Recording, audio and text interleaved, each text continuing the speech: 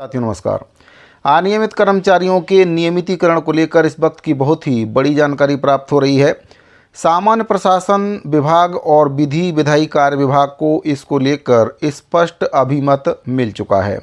अभी अभिमत क्या है और क्या कुछ इसके द्वारा अभिमत दिया गया है, क्या कुछ इसमें कहा गया है, किन कर्मचारियों का नियमितीकरण होगा, क्या कुछ मापदंड इसमें अपनाए जाएंगे, इसके बारे में पूरी जानकारी आपको इस वीडियो के माध्यम से दूंगा। साथ ही आपको यह भी बताऊंगा कि जो उमा देवी प्रकरण है वह किस प्रकार से कर्मचारियों के नियमितीकरण में किसी भी प्रकार की बाधा उत्पन्न नहीं करता है, जिसको लेकर सरकारें हमेशा ये दलील देती आई हैं कि उमा देवी प्रकरण की वजह से हम कर्मचारियों का नियमितीकरण नहीं कर सकते हैं। उमा देवी प्रकरण के तहत नियमितीकरण की जो प्रक्रिया है केवल एक बार के लिए की गई थी, अब इसको दोबारा नहीं किया जा सकता है। अगर नियमितीकरण करते हैं तो उमा देवी प्रकरण का इसमें उल्लंघन होगा, जबकि ऐसा कुछ भी नहीं है। इसको लेकर अब एक बहुत ही महत्वपूर्ण जानकारी प्राप्त हो रही है।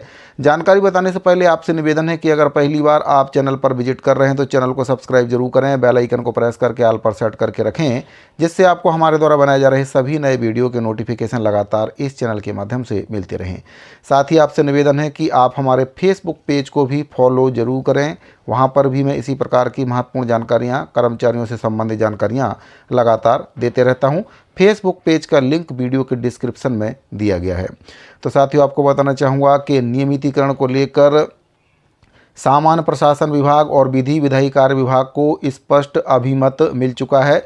2023 में ये अभिमत दिया गया था, जिसकी कॉपी अभी हाल ही में वायरल हो रही है, जिसकी कॉपी हमारे पास आई है, जिसमें महाधिवक्ता छत्तीसगढ़ शासन उच्च न्यायालय बिलासपुर के द्वारा अर्धशासकीय पत्र क्रमांक जिसका नंबर है 6021, जिसको दिनांक 28/2/2023 को सामान्य प्रशासन विभाग एवं विधि विधायी विभाग को स्पष्ट विधिक अभिमत दिया गया है, जिसमें श्री नरेंद्र कुमार तिवारी और अन्य बनाम झारखंड राज्य और वासुदेव देवनाथ अन्य बनाम भारत संघ मामले में माननीय सर्वोच्च न्यायालय के द्वारा पारित निर्णय के आलोक में उमा देवी के पैरा नंबर 53 में उल्लेखित एक मुश्त उपाय कोई कठोर कट ऑफ उपाय नहीं है। इसीलिए उमा देवी में उल्लेखित शर्तों को पूरा करने वाले दैनिक वेतनभोगी कर्मचारियों को जिनकी सेवा 10 वर्ष या उससे अधिक हो चुकी है, उनको विभाग में काम करते करते 10 वर्ष से अधिक हो चुका है और पात्रता मापदंडों का अगर वे पूरी तरह से पालन करते हैं तो उनको नियमितीकरण किया जा सकता है।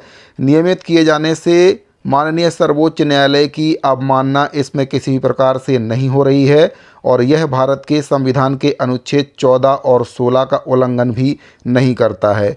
तो अब आगे मैं आपको बताऊंगा कि जो अनुच्छेद 14 और 16 क्या है और इसको लेकर क्या कुछ अभिमत इसमें दिया गया है। तो पूरी जानकारी मैं आपको दूंगा। वीडियो को अंत तक आप जरूर देखिए, बिना स्किप किए हुए वीडियो को देखिए ताकि आपको जो जानकारी है पूरी अच्छी तरह से मिल सके। तो साथियों जो अभिमत दिया गया इसको लेकर महाधिवक्ता कार्यालय बिलासपुर छत्तीसगढ़ के द्वारा दिनांक 28/2/2023 को एक पत्र जारी किया गया, जिसमें अपर सचिव विधि एवं विधायी विभाग के लिए यह पत्र जारी किया गया। विषय इसमें है लोक घोषणा पत्र के क्रियान्वयन के संबंध में सामान्य प्रशासन विभाग की कार्रवाई के विवरण के बिंदु क्रमांक 7, 1 एवं 2 के संबंध में विधिक राय, यानी कि जो राय है वह मांगी गई थी और राय इसमें महाधिवक्ता कार्यालय के द्वारा दी गई है। तो क्या कुछ इनके द्वारा अपनी राय में कहा गया है, इसमें बताया गया कि फरवरी 2019 को तैयार की गई कार्रवाई के मिनटों के अवलोकन पर अनियमित और दैनिक वेतनभोगियों के नियमितीकरण के लिए सार्वजनिक घोषणा पत्र के निष्पादन के संबंध में सचिव राज्य कर्नाटक अन्य बनाम उमा देवी और अन्य 2006 SCC में माननीय सर्वोच्च न्यायालय के फैसले के आलोक में चर्चा की गई है। इसके संबंध में दो तरफा सवाल उठाते हुए राय मांगी गई है। क्या राज्य सरकार के विभागों में दिनांक 31/12/1997 के बाद नियुक्त दैनिक वेतनभोगी कर्मचारियों को नियमित करना माननीय सर्वोच्च न्यायालय के उमा देवी मामले में दिए गए निर्णय की अवमानना होगी? ये इसमें पूछा गया है कि अगर दैनिक वेतनभोगी कर्मचारियों को हम नियमित करते हैं जो कि 31/12/1997 के बाद नियुक्त किए गए हैं, इसमें 1997 के पहले नियुक्त किए गए कर्मचारियों की बात मैं नहीं कर रहा हूं, क्योंकि 1997 के पहले जिन कर्मचारियों की नियुक्ति हुई थी उनको रमन सरकार के द्वारा नियमितीकरण कर दिया गया था और उनके द्वारा जो नियमितीकरण किया गया था वह भी उमा देवी प्रकरण के बाद उनको नियमितीकरण किया गया था। सुप्रीम कोर्ट के आदेश के बाद उनका नियमितीकरण किया गया था। 1997 के बाद के जो कर्मचारी हैं वे कहीं ना कहीं नियमितीकरण से वंचित रह गए थे और अब उन्हीं की बात यहाँ पर हो रही है कि अगर उनको नियमितीकरण किया जाता है तो क्या जो सुप्रीम कोर्ट के द्वारा दिए गए निर्णय हैं उसकी अवमानना होगी या नहीं होगी। जैसा कि दिनांक 31/8/2013 को तत्कालीन मुख्य सचिव की अध्यक्षता में हुई बैठक में बताया गया था। इसमें आगे कहा गया है कि क्या नियमितीकरण के लिए उठाया गया कोई भी कदम भारत सरकार के संविधान के अनुच्छेद 14 और 16 का उल्लंघन होगा। ये भी इसमें पूछा गया कि अगर नियमितीकरण किया जाता है तो भारत के संविधान के अनुच्छेद 14 और 16 का उल्लंघन इसमें होगा या नहीं होगा। तो इन सभी बिंदुओं पर इसमें जानकारी चाहिए गई थी। इसमें बताया गया कि उपरोक्त बिंदुओं पर राय निम्नलिखित के साथ प्रदान की जाती है, कृपया इसे स्वीकार किया जा सकता है। इसमें राय दी गई है, क्या कुछ राय बताई गई है।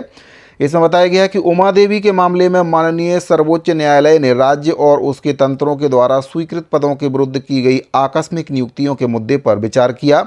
माननीय सर्वोच्च न्यायालय ने इस तथ्य पर विचार किया कि स्वीकृत रिक्त पदों के विरुद्ध 10 वर्ष से अधिक समय तक बिना किसी हस्तक्षेप के लगातार काम करने वाले दैनिक वेतनभोगी कर्मचारी अपेक्षित योग्यता रखते हुए भी अनियमित नियुक्ति के बराबर हो सकते हैं और उन्हें उमा देवी निर्णय के पैरा 53 में माननीय सर्वोच्च न्यायालय द्वारा प्रतिपादित सिद्धांतों के माध्यम से नियमित किया जा सकता है। यानी कि इनका नियमितीकरण हो सकता है। उमा देवी प्रकरण, इसमें किसी भी प्रकार की बाधा नहीं है। केवल सरकारों के द्वारा अपनी सुविधा को ध्यान में रखते हुए उमा देवी प्रकरण को एक हथियार के रूप में इस्तेमाल किया जा रहा था अनियमित कर्मचारियों के विरुद्ध, ताकि नियमितीकरण उनको ना करना पड़े और अनियमित कर्मचारी अनियमित के अनियमित ही रहें। तो साथ ही इससे स्पष्ट होता है, राय इसमें दी गई है, ये राय काफ़ी महत्वपूर्ण है क्योंकि महाधिवक्ता कार्यालय बिलासपुर छत्तीसगढ़ के द्वारा ये राय दी गई है। इसमें किसी प्रकार की कानूनी बाधा नहीं है, कोई भी पैंच इसमें नहीं पड़ रहा है।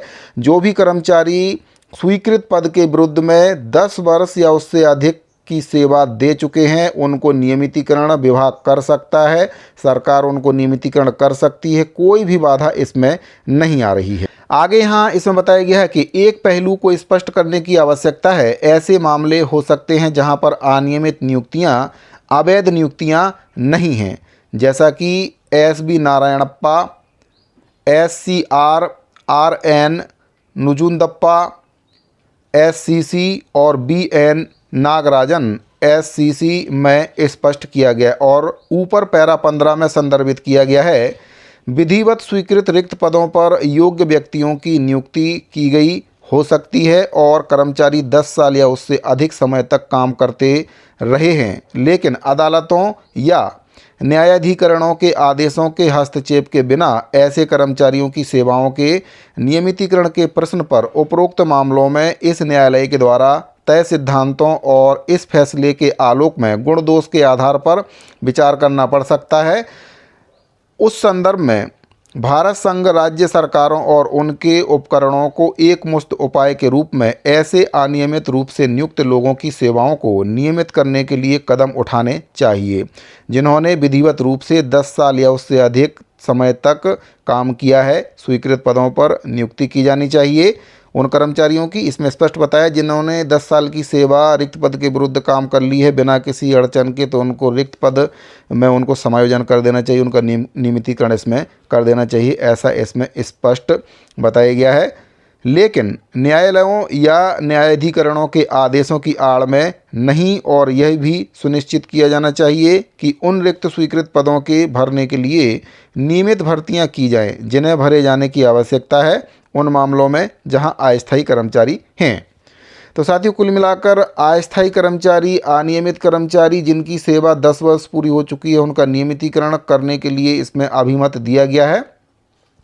इसमें बताया गया अब दिहाड़ी मजदूरों को काम पर रखा जाएगा। इस प्रक्रिया को इस तिथि या 6 महीने के भीतर शुरू किया जाना चाहिए, इसमें यह भी बताया गया है। इसमें आगे बताया गया कि दिनांक 10/4/2006 के निर्णय के अनुसरण में सामान्य प्रशासन विभाग के द्वारा 1/1/1989 से 31/12/1997 की अवधि के बीच नियोजित दैनिक वेतनभोगी तदर्थ कर्मचारियों की सेवाओं को नियमित करने का निर्णय लिया गया है।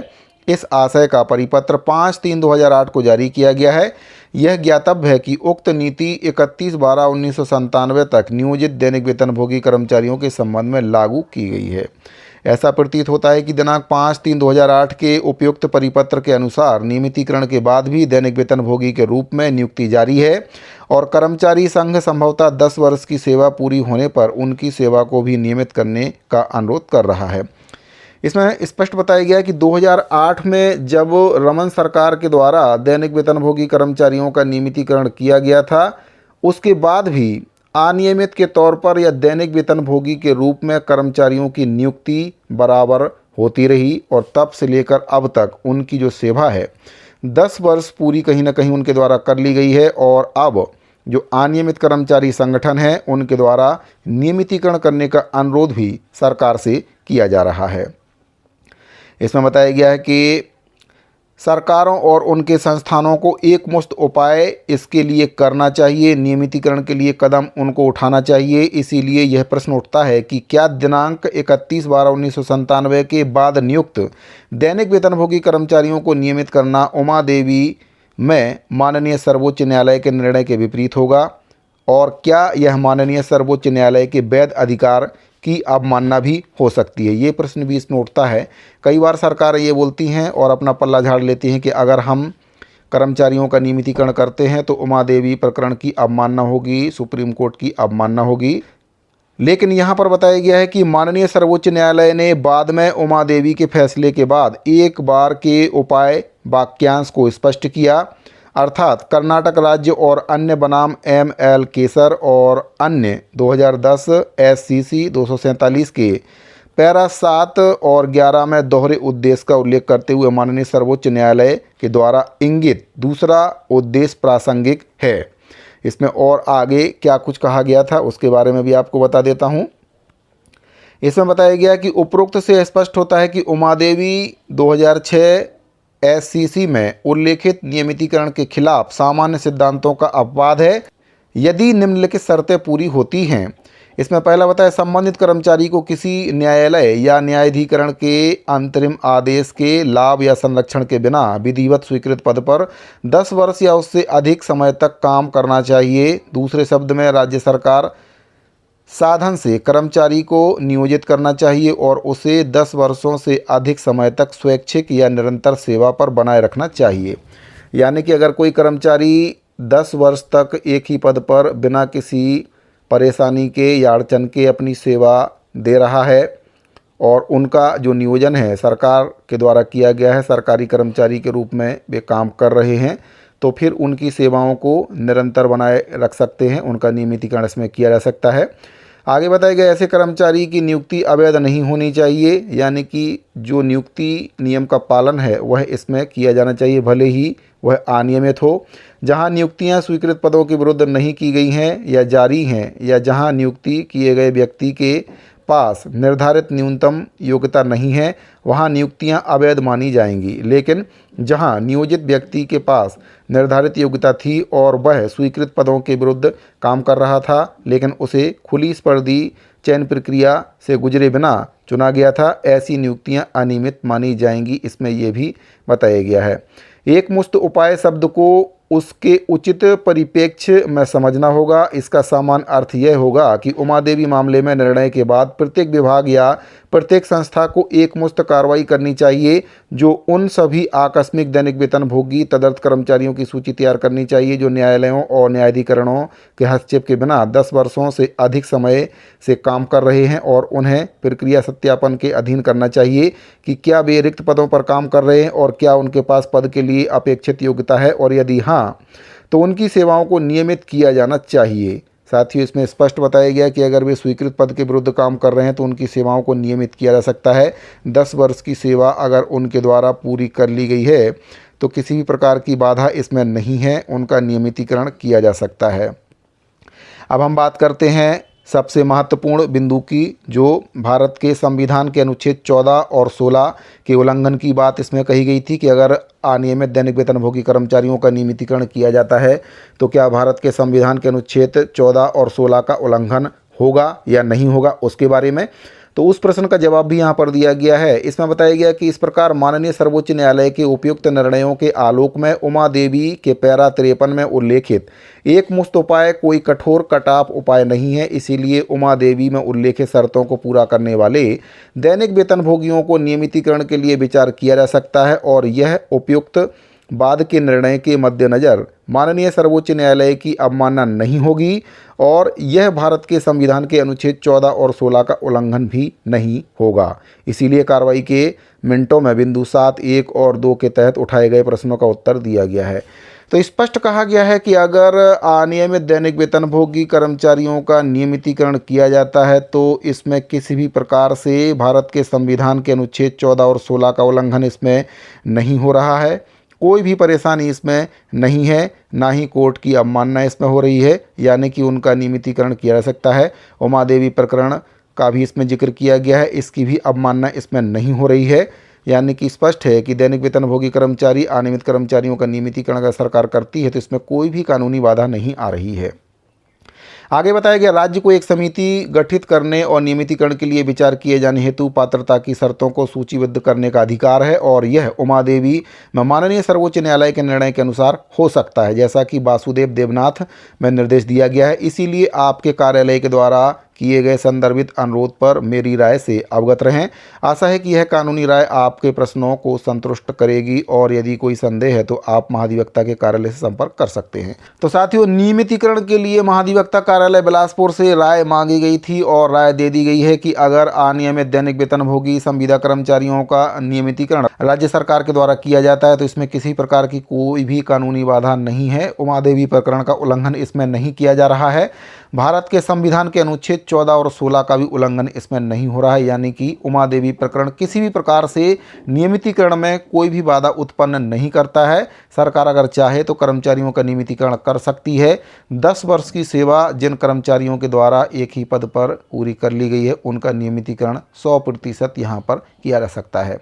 तो साथियों, अनियमित कर्मचारी, संविदा कर्मचारी, दैनिक वेतनभोगी कर्मचारियों के नियमितीकरण से संबंधित ये बहुत ही महत्वपूर्ण जानकारी प्राप्त हो रही थी। अपने दूसरे साथियों को भी इस जानकारी को शेयर करें ताकि जानकारी ज़्यादा से ज़्यादा अनियमित कर्मचारियों तक पहुंच सके।